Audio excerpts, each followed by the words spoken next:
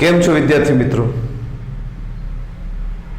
આ ચેપ્ટરની અંદર આગળ વધીએ અને અત્યારે આપણે વાત કરવાની છે વર્ગીકૃત કક્ષાઓ એટલે કે ટેક્સોનોમિક કેટેગરીઝ.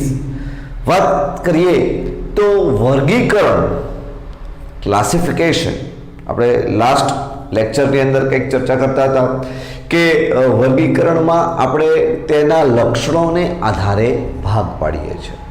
તો મિત્રો અહીંયા આપણે એમ કહી શકીશું કે વર્ગીકરણ છે એ કોઈ એકાકી ચરણ પદ્ધતિ નથી, મલ્ટી સ્ટેપ પ્રોસેસ છે. આપણે એમ કહી શકીએ વર્ગીકરણ એ એકાકી ચરણ પદ્ધતિ નથી. આ લાઈન સમજો, એનો અર્થ એવો થયો કે વર્ગીકરણ ક્યારેય એક સ્ટેપમાં પૂરું થતું નથી. કારણ તો કે એની અંદર તમે કોઈ સજીવને કોઈ એક લક્ષણમાં ક્લાસિફાઈડ કર્યા તો એ જે લક્ષણ છે એની અંદર પણ કદાચ કોઈ પેટા લક્ષણ હોઈ શકે છે. તો તમારે તો ક્યાં સુધી વર્ગીકરણ કરવાનું છે? જ્યાં સુધી એના આગળ ભાગ ન પડે ત્યાં સુધી. એટલે એ ક્યારેય એક સ્ટેપની અંદર પૂરું થાય નહીં. એટલે આપણે એમ કહી શકીએ કે વર્ગીકરણ છે એ શ્રેણીબદ્ધ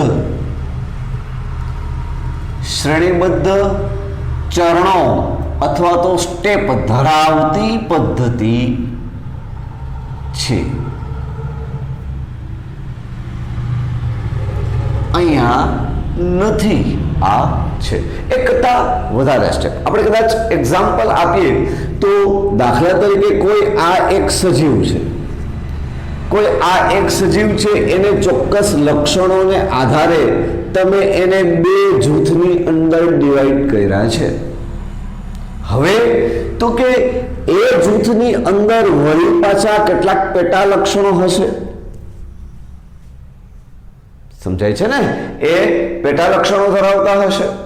આપણે ફોર એક્ઝામ્પલ એમ કહી શકીએ કે કોઈ પ્રાણી છે, પ્રાણીઓને આપણે એકદમ સાદી આપણી ભાષામાં વાત કરીએ તો પ્રાણી તો કે બે પ્રકાર પાડ્યા, શાકાહારી અને માંસાહારી પ્રાણી. તો કે આ શાકાહારી પ્રાણીઓ છે એ શાકાહારી પ્રાણીઓ કદાચ વળી પાછા બે ભાગમાં વિભાજિત થઈ શકતા હોય. એક ઉડી શકતા પ્રાણીઓ અને બીજા ન ઉડી શકતા પ્રાણીઓ. સમજાય છે ને? તો હવે આવી રીતે અને કદાચ મે બી પોસિબલ કે એનું આગળ વળી પાછું વધારાનું ક્લાસિફિકેશન પોસિબલ છે. અહીંયા જસ્ટ ફોર એક્ઝામ્પલ વાત કરું છું એટલે અહીંયા બે કે બેથી વધારે આગળ ભાગ પડી શકે છે. તો આમ અહીંયા જે સ્ટેપ્સ પડે છે એ શું બતાવે છે કે શ્રેણીબદ્ધ ચરણો બતાવે છે. અને આ દરેક ભાગ છે એને આપણે શબ્દ વાપરીશું કક્ષા. આ બધા જ આપણે કક્ષા છે, આપણે કક્ષા છે, બરાબર? તો આ એક ભાગ છે એને આપણે શબ્દ વાપરીશું કક્ષા. આપણે કક્ષા જ છે, આપણે કક્ષા છે, પરંતુ દરેક કક્ષાનું આ સમગ્ર લેવલ પકડીએ તો એ લેવલને વર્ડ યુઝ કરીશું હરોળ. આ આખું જે લેવલ છે બધી જ એક જ હરોળની કક્ષા અથવા તો એક જ લેવલની બધી કક્ષાઓ ભેગી થઈ અને હરોળ બનાવશે. આમ આપણે આ જે કક્ષા છે એ કક્ષા તમે ભાગ પાડો છો. એ ભાગ જો આગળ દર્શાવ્યા મુજબ જો વૈજ્ઞાનિક ધોરણો અનુસાર હોય, તમે જે કક્ષા પાડેલા છે, હવે એ જે કક્ષા જો વર્ગીકૃત વ્યવસ્થાનો ભાગ હોય તો એના માટે શબ્દ વપરાય છે વર્ગીકૃત કક્ષા. આપણે વાત કરીએ તો આગળ લખતા હતા કે દરેક જે ચરણ કે હરોળ છે, દરેક ચરણ કે હરોળની અંદર શું આવેલું હોય છે? કક્ષા. હવે આ કક્ષા કેવી? તો કે વર્ગીકૃત વ્યવસ્થાનો ભાગ હોય. વર્ગીકૃત વ્યવસ્થા મતલબ શું? તો કે જો વૈજ્ઞાનિક ધોરણે આ બધું કરેલું હોય એટલે કે વર્ગીકૃત વ્યવસ્થા નો ભાગ હોય તો એને આપણે શબ્દ વાપરીશું વર્ગીકૃત કક્ષા.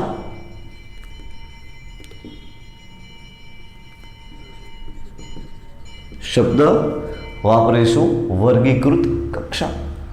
હવે આવી જુદી જુદી વર્ગીકૃત કક્ષા, કારણ કે હમણાં આપણે વાત કરી કે શ્રેણીબદ્ધ ચરણો ધરાવતી પદ્ધતિ છે. એનો અર્થ એ થયો કે કોઈ પણ એક વર્ગીકરણમાં એકથી વધારે આવી વર્ગીકૃત કક્ષાઓ હોઈ શકે. તો આ જે વર્ગીકૃત કક્ષા છે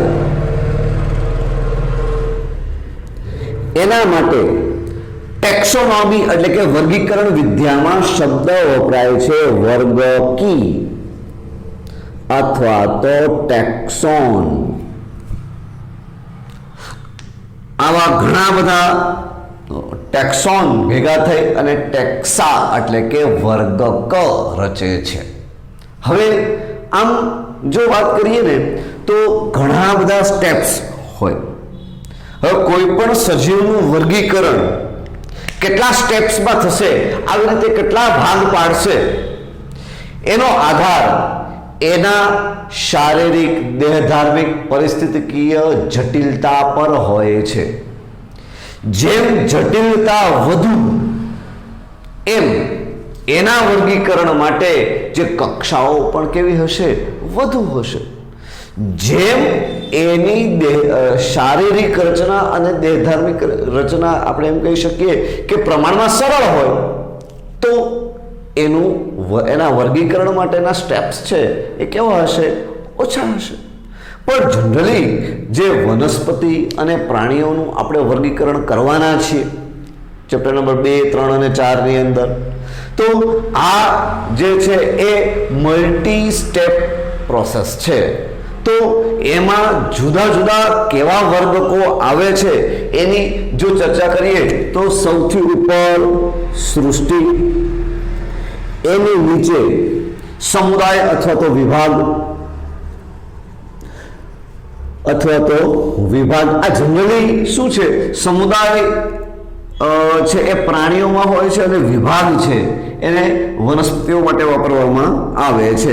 વળી પાછા જુદા જુદા વૈજ્ઞાનિકોના વર્ગીકરણની અંદર વળી પાછો તમને તફાવત જોવા મળશે.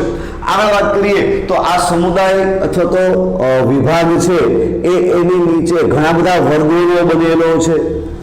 વર્ગ છે એ ઘણી બધી શ્રેણીની બનેલી છે. શ્રેણી છે એ ઘણા બધા ગોત્રનો બનેલો હોય છે. ગોત્ર છે એ ઘણા બધા કુળનો બનેલો હોય છે. કુળ છે એ જુદી જુદી પ્રજાતિનું બનેલું હોય છે અને પ્રજાતિ છે એ જાતિનું બનેલો હોય છે. આ ફરી પાછું વર્ગીકૃત કક્ષાઓને આપણે પ્રાણીઓ અને વનસ્પતિઓના વર્ગીકરણ ની સાપેક્ષે ગોઠવીએ કે જેનો આપણે ચેપ્ટર નંબર 2, 3 અને 4 માં અભ્યાસ કરવાનો છે. તો એમની સાપેક્ષે વર્ગીકૃત કક્ષાઓ છે એ અલગ અલગ પ્રકારની હોઈ શકે છે. સૌથી મોટો વર્ગક છે એ સૃષ્ટિ, એના પછી સમુદાય અથવા તો વિભાગ હોય છે.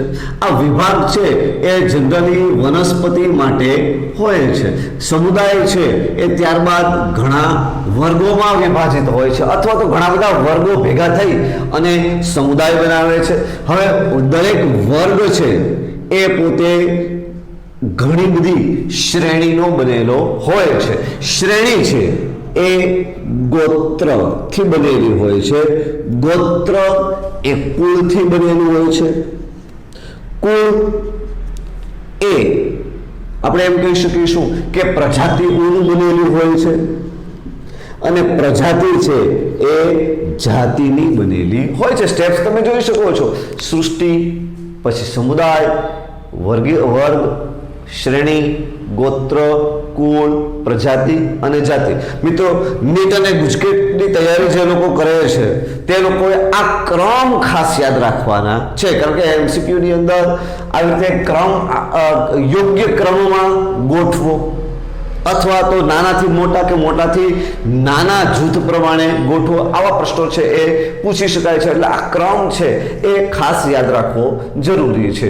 અહીંયા નીચેથી વાત કરીએ તો કે એક સમાન લક્ષણો ધરાવતી જાતિઓ ભેગી થઈને પ્રજાતિ, નજીકના સંબંધ ધરાવતી જાતિઓ ભેગી થઈને કુળ, નજીકના સંબંધો ધરાવતા કુળ ભેગા થઈને ગોત્ર, એ જ રીતે નજીકના ગોત્ર ભેગા થઈને શ્રેણી, નજીકના લક્ષણો ધરાવતી શ્રેણી ભેગી થઈને ગોત્ર વર્ગ, વર્ગ આવા યોગ્ય નજીકના લક્ષણો ધરાવતા વર્ગ ભેગા થઈ અને સમુદાય, અને સમુદાય છે એ ત્યારબાદ સૃષ્ટિમાં પરિણમે છે. જો યાદ રાખશું, સૃષ્ટિ છે એ વર્ગીકરણમાં સૌથી મોટો જૂથ છે અને સૌથી નાનું જૂથ છે એ જાતિ છે. હવે વાત કરીએ તો આ જે વર્ગીકૃત શ્રેણી છે એ વર્ગીકૃત શ્રેણીમાં ઉપરથી નીચેની તરફ તમે આવો, આ વર્ગીકૃત શ્રેણીમાં તમે સૃષ્ટિથી જાતિ તરફ, એક સૃષ્ટિના સજીવો અથવા તો એક સૃષ્ટિના પ્રાણીઓ કે એક સૃષ્ટિના વનસ્પતિઓની વાત કરીએ અને એક જાતિના પ્રાણી, વનસ્પતિ કે સજીવોની વાત કરીએ તો જેમ જેમ તમે સૃષ્ટિથી જાતિ તરફ જતા જાઓ તો આપણે એમ કહી શકીએ કે સજીવોમાં જે સામ્યતા છે એ વધે છે. બરાબર, એમના લક્ષણોમાં સામ્યતા વધતી જાય છે. જેમ જેમ તમે નીચેની તરફ આવતા જાઓ તો સજીવોના દરેક જૂથના લક્ષણોમાં સામ્યતા વધતી જાય છે. એનાથી ઉલટું તમે જેમ નીચેથી ઉપરની તરફ જતા જાઓ, મતલબ કે જાતિથી સૃષ્ટિ તરફ જતા જાઓ છો તો ભિન્નતા વધે છે, ભિન્નતા વધે છે. એટલે આપણે એક જાતિના સભ્યોમાં પ્રમાણમાં તમને ભિન્નતા ઓછી જોવા મળશે. જ્યારે તમે ગોત્ર, શ્રેણી, વર્ગ કે પછી સૃષ્ટિ તરફ જશો તો એમાં ક્રમશઃ ભિન્નતાની અંદર વધારો થતો જશે. તો આ પોઈન્ટ ખાસ યાદ રાખવાનો છે કે ઉપરથી નીચેની તરફ આવતા એમના લક્ષણોમાં સામ્યતા છે એ વધતી જાય છે, જ્યારે નીચેથી ઉપરની તરફ જતા ભિન્નતા વધતી જાય છે. બરાબર, આને લગતા MCQ જો પૂછાય તો આ પોઈન્ટ આપણે યાદ રાખીશું. હવે એક પછી એક દરેક વર્ગીકૃત કક્ષાઓની વાત કરતા જઈએ. સૌથી નાની કક્ષા છે જાતિ. જાતિ એટલે શું? તમને ટેક્સ્ટબુકમાં એની વ્યાખ્યા આપેલી છે, ત્યાં અંડરલાઈન મારી લેજો કે મૂળભૂત સામ્યતા ધરાવતા સજીવોના જૂથને જાતિ તરીકે ઓળખવામાં આવે છે. મૂળભૂત સામ્યતા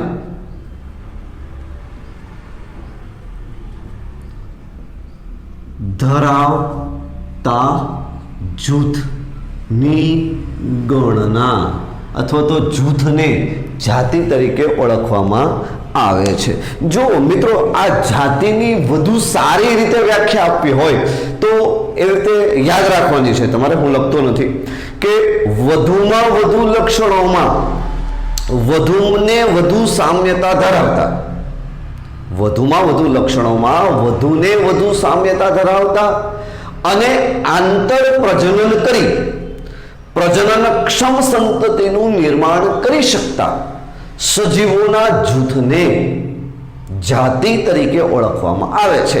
આમાં વંધ્ય સજીવો છે એ અપવાદ તરીકે ઓળખી શકાય. તો આ બધા જે સજીવો છે એ જાતિ તરીકે ઓળખી શકાય છે. યાદ રાખજો કે આપણે પેલું વૈજ્ઞાનિક નામકરણ જે જોયું હતું એ વૈજ્ઞાનિક નામકરણમાં જે બીજો શબ્દ છે એને આપણે વર્ડ યુઝ કર્યો તો જાતિ. હવે જો આ જાતિ પછી આવશે પ્રજાતિ. પ્રજાતિ આપણે કોને કહી શકીએ તો કે નજીક અને ગાઢ સંબંધ ધરાવતી જાતિઓનું જૂથ એટલે પ્રજાતિ.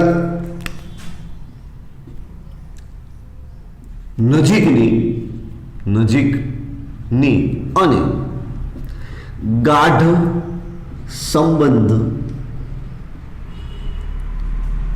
ધરાવતી જાતિઓનું જૂથ એટલે કે પ્રજાતિ. હવે વૈજ્ઞાનિક નામકરણમાં જે પ્રથમ શબ્દ છે એ પ્રજાતિ દર્શાવે છે. આપણે કેટલાક એક્ઝામ્પલ લખતા જઈએ તો ફોર એક્ઝામ્પલ તરીકે મેન્જીફેરા ઇન્ડિકા,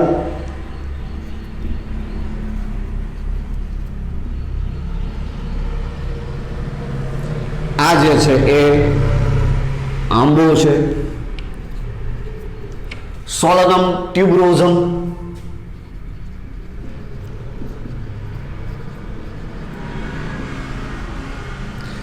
સોલેનમ ટ્યુબરોઝમ એ બટેટા છે.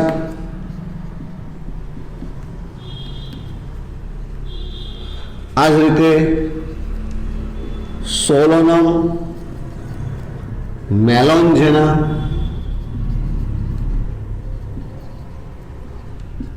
એ રીંગણ છે. પછી પેન્થેરા લિયો, પેન્થેરા ટિગ્રિસ, આ સિંહ છે, આ વાઘ છે. પેન્થેરા પાડસ કે જે દીપડો છે. આ જ રીતે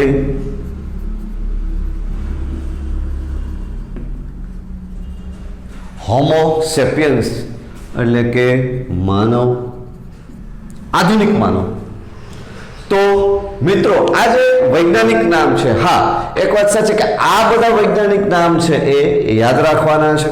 આના સિવાયના કેટલાક વૈજ્ઞાનિક નામ આગળ આવશે ત્યારે આપણે અભ્યાસ કરીશું. તો હવે અહીંયા જે નામકરણ છે એમાં આ જે બીજો શબ્દ છે,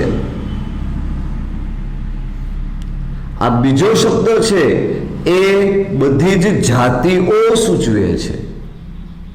બધી જ શું સૂચવે છે? જાતિઓ. એટલે કે ઇન્ડિકા, ટ્યુબરોઝમ, મેલોન્જેના, લિયો, ટિગ્રિસ, પારડસ, સેપિયન્સ એ બધી જાતિઓ સૂચવે છે. અને એનો પ્રથમ શબ્દ આપણે યાદ રાખશું કે પેલો શબ્દ પ્રજાતિ, અને પ્રજાતિના નામનો પ્રથમ અક્ષર છે શું હોવો જોઈએ? યસ, કેપિટલ હોવો જોઈએ. તો આ જે પહેલો શબ્દ છે એ શું સૂચવે છે? પ્રજાતિ સૂચવે છે. એટલે અહીંયા આપણે એમ કહી શકાય કે આ મેન્જીફેરા, સોલનમ, પેન્થેરા અને હોમો આ બધી જ છે એ શું છે? પ્રજાતિઓ છે.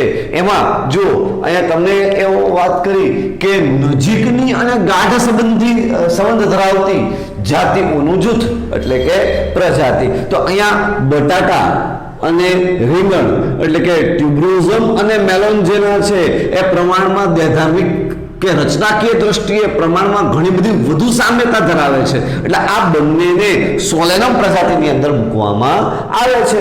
આ જ રીતે લિયો, ટિગ્રિસ, પારડસ આ બધી જ જે છે એ દૈર્ઘિક રીતે અને રચનાત્મક દ્રષ્ટિએ ઘણી બધી એકબીજાને મળતી આવે છે. એટલે આ બધી જ જે જાતિઓ છે એને એક પેન્થેરા પ્રજાતિની અંદર સમાવેશ કરેલો છે. હોમો સેપિયન્સ માટે એક હોમો ઇરેક્ટસ જે લુપ્ત થયેલ માનવ જાતિ છે એ પણ આવી શકે, પણ અત્યારે આપણે એ કમ્પેરિઝન કરતા નથી. તો આમ જે ફરી પાછું મૂળભૂત સામ્યતા ધરાવતા જૂથ છે એ શેમાં વાત કરશું આપણે? તો કે એને જાતિ તરીકે ઓળખશું. આ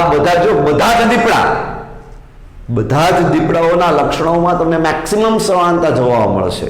બધા જ દીપડાઓ કેવા હોય? સરખા, મોટે ભાગે સરખા. થોડી ઘણી ભિન્નતા હોય. વર્ડ મેં યુઝ કર્યો તો વધુમાં વધુ લક્ષણોમાં વધુમાં વધુ સામ્યતા ધરાવતા.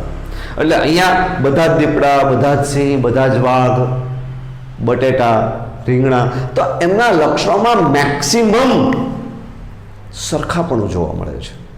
બરાબર? માટે તેઓને એક જાતિમાં મૂકવામાં આવેલા છે. અને પ્રમાણમાં જે એવી જાતિઓ કે જેમના લક્ષણો પ્રમાણમાં મળતા આવે છે તો એમને એક સરખા જૂથમાં મૂક્યા. વર્ડ કયો યુઝ કર્યો? સોલનમ. ખ્યાલ આવે છે ને? હવે આ જે પોઈન્ટ છે એને આપણે એક અલગ રીતે રજૂ કરવા પ્રયત્ન કરીએ.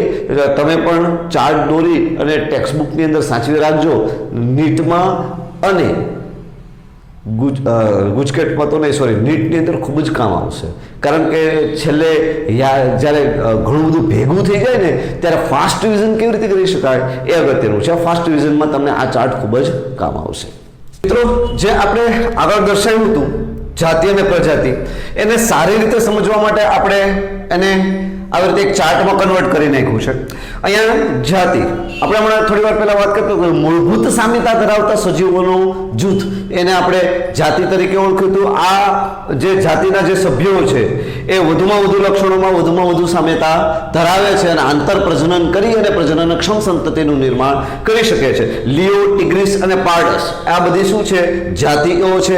એ જ રીતે ટ્યુબ્રોઝમ અને મેલોન્જેના છે, એ પણ જાતિ છે. હવે આ બધી જ કે જે સમાન પૂર્વજ ધરાવે છે અથવા તો નજીકનો ગાઢ સંબંધ ધરાવે છે એવી જાતિઓ ભેગી થઈ અને શું બનાવે છે? પ્રજાતિનું નિર્માણ કરે છે. આપણે કંઈક છેલ્લે વાત કરતા હતા કે જે વૈજ્ઞાનિક નામનો પ્રથમ અક્ષર છે એ પ્રજાતિ દર્શાવે છે. તો અહીંયા પેન્થેરા, લિયો, ટિગ્રીસ અને પાર્ડસ છે એ ગાઢ સંબંધ ધરાવતી આ જાતિઓ છે અને ભેગા થઈ અને એક પેન્થેરા પ્રજાતિ બનાવે છે.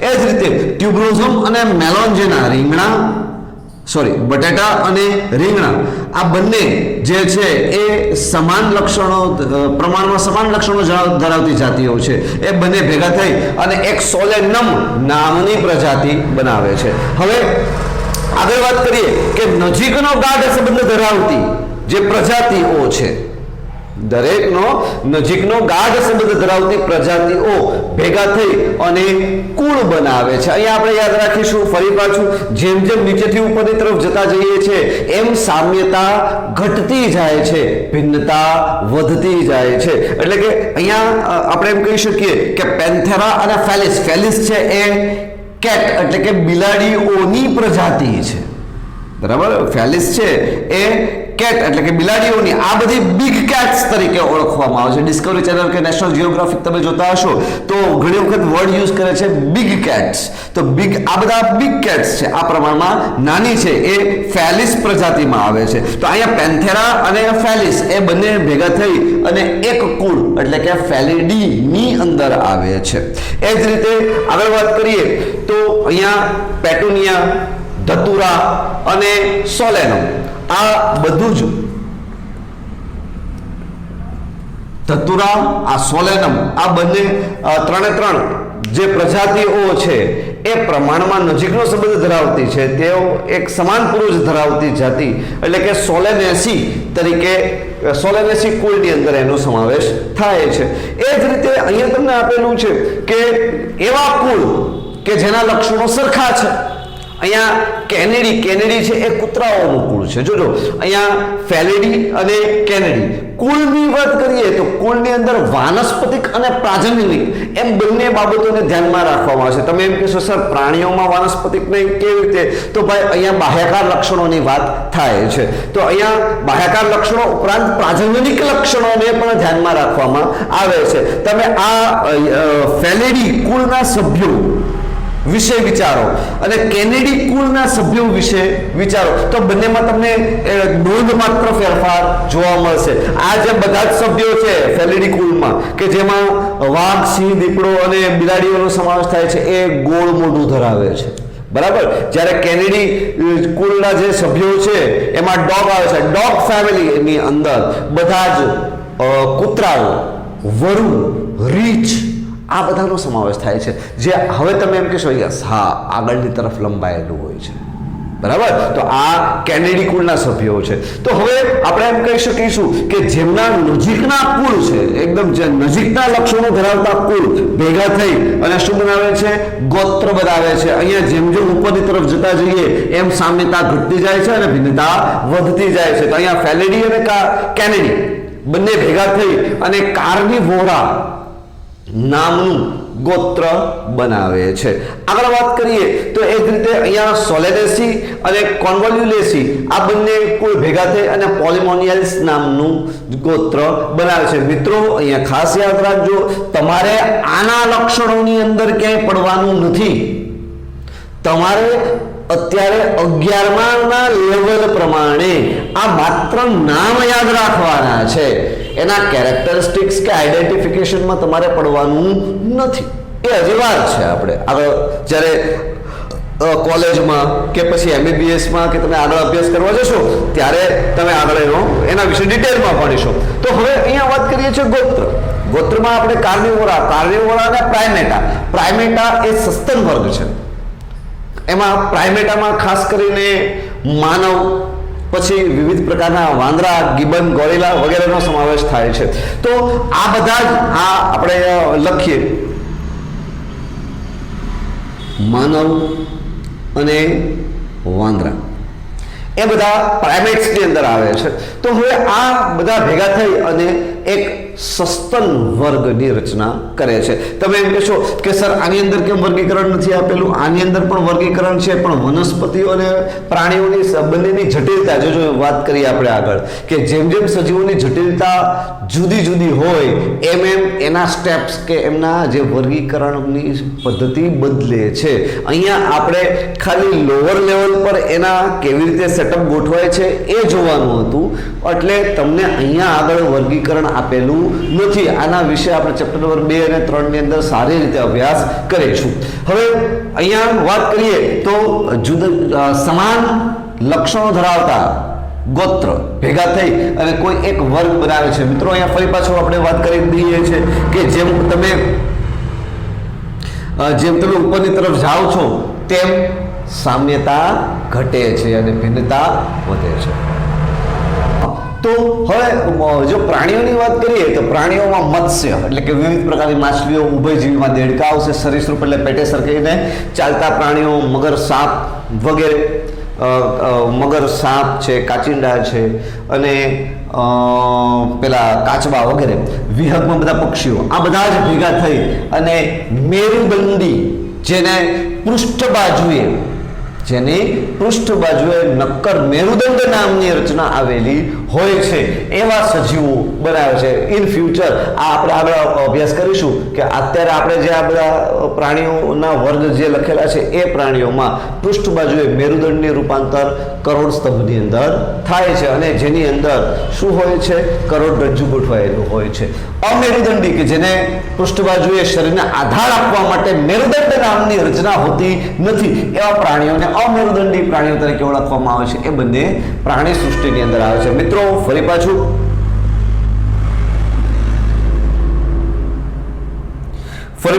આ એક વર્ગીકરણ શ્રેણી છે. એ વર્ગીકરણ શ્રેણી અથવા તો વર્ગીકરણ કક્ષાઓ બતાવેલી છે. વર્ગીકરણ કક્ષાઓની અંદર અલગ અલગ જે કેટેગરીઝ હોય કે દરેક કક્ષાના પોતાના આગવા લક્ષણો હોય છે. અહીંયા ફેલિડીના લક્ષણો છે. આ બંનેના લક્ષણો છે એ ફેલિડીમાં આવશે, પણ ફેલિડીના બધા જ લક્ષણો ન તો પેન્થેરામાં જોવા મળશે, ન તો ફેલિસમાં જોવા મળશે. કારણ કે અમુક જે ફેલિસના લક્ષણો આમાં આવે છે એ પેન્થેરામાં તમને જોવા મળશે નહીં. સેમ થિંગ કે જે કાર્નિવોરાના જે લક્ષણો છે તો કાર્નિવોરાના બધા જ લક્ષણો ન તો ફેલિડી ઉપર લાગુ પડે છે, ન તો કેનિડી ઉપર લાગુ પડે છે. બરાબર. જેમ જેમ નીચેથી તમે ઉપરની તરફ જતા જાઓ છો તેમ તેમ સામ્યતા છે એ ઘટતી જાય છે અને ભિન્નતા વધતી જાય છે. ઉપરથી તમે નીચેની તરફ આવશો તો ઉલટું થશે, સામ્યતા વધશે અને ભિન્નતા ઘટશે. આ બાબત આપણે યાદ રાખશું. મિત્રો ખાસ ચાર્ટ છે એ એક પેજમાં દોરી રાખજો. MCQ માટે આ ચાર્ટ ખૂબ જ અગત્યનું છે.